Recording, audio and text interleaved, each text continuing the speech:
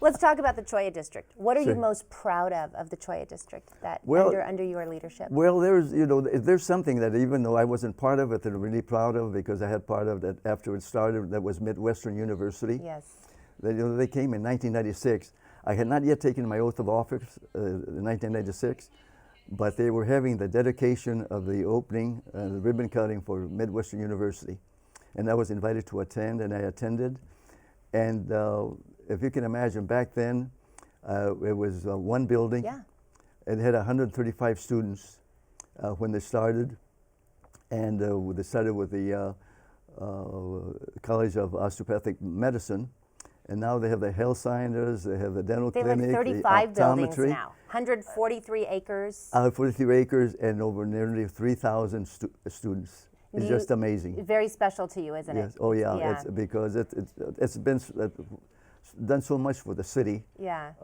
And really in the help of our economy, and Dr. Keppinger and others have been Yeah. very involved with the city. She's a wonderful partner. to Exactly. Glendale, yeah. And I like to always brag that we have the largest medical school in the state of Yeah, Arizona. we do. We absolutely do. Yes. In the Cholla District also, under your leadership, there's been some wonderful recreational growths. Mm-hmm. The Foothills Recreation and Aquatic Center. The library, did that come under you too? The as well? library, Mhm. yes. The parks up there, the dog park, the skate park. I got There's to tell you a just- story about the dog park. Okay. My neighbor, still my neighbor across the street. I was working in my yard back in 2001, along there, and he came up to says, "Manny," he says, "you know, I have a dog. I'm a dog lover. I have a lot of people that I meet down at Saguaro Ranch at the dog park, and we got to talking. How come we don't have something like this up north?" And he says, "I'm asking you, how come?" Well, I said, "Good question." I said, "My son has asked me the same thing."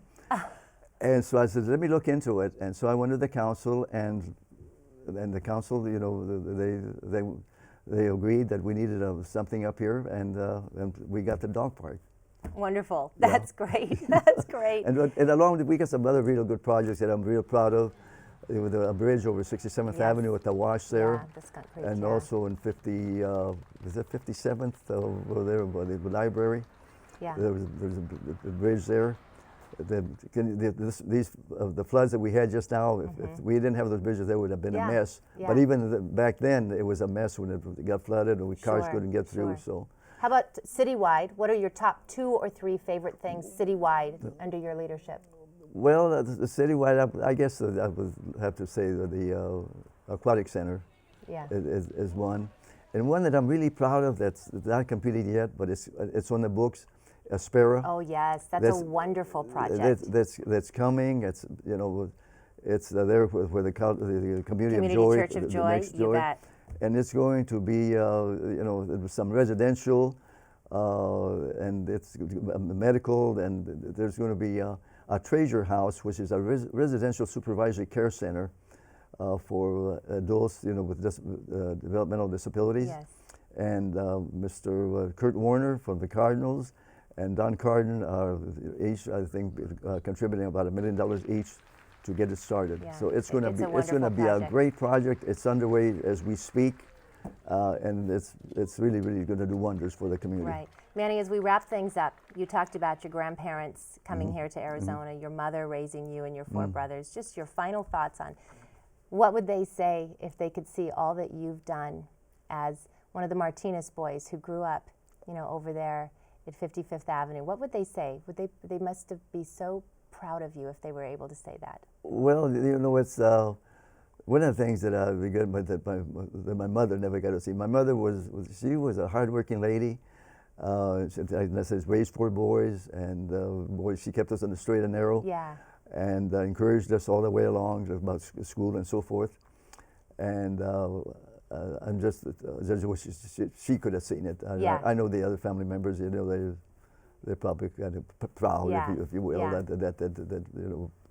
that I'm on it. But and I'm just glad that I was part of it. We have a wonderful city. Yes. The staff has been great to work with. I mean, we have some dedicated staff that is just, nobody tops us in that Yeah. area. And so I've been blessed to been able to serve with some wonderful people in the city. thank you for all the years of service that you gave to the city. You are going to be missed, but your fingerprints and your heart is all over this community. You've done a magnificent job, and I'm going to just turn it back over to you if you would just like to say a little bit of a goodbye to the viewers. Well, thank you, Julie. You know, I want to thank Julie Waters again for being my guest today. I appreciate you taking the time. I hope you enjoyed this look back at how things were in Glendale over the years. And this is my last Glendale Today show, as I will be retiring in December of this year. And it's been an absolute honor and my sincere pleasure to serve you these past 18 years. I wish you the best. And again, I want to say thank you to all the staff, and big thanks to my staff assistant, Nan Robinson, who has been my right hand over the last 10 years or more. And so again, I want to thank you all for watching Glendale Today.